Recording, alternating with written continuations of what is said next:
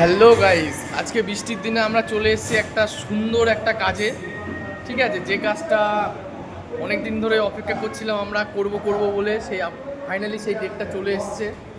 তো আমিও চলে এসেছি। আজকে আসতে খুবই প্রবলেম হয়েছে রাস্তায়, যে খুবই বৃষ্টি, এসে দেখি কোনো গাড়ি রাখার জায়গা নেই।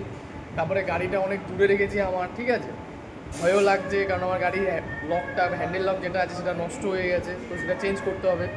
তো তারপরে আমরা চলে এসেছি, দেখতেই পাচ্ছেন সব মোটামুটি চেয়ার টেবিল কভার টভার পাতা রেডি হয়ে গেছে। কিন্তু আমরা এবার পুরোপুরি ফাইনালি রেডি করবো। এবার আজকে এখানে কি ড্রেস আছে, আজকে এখানে কি স্টল আছে, কিভাবে আমরা প্রথম থেকে লাস্ট অবধি রেডি করি, পুরোটা আপনাদের সাথে শেয়ার করব।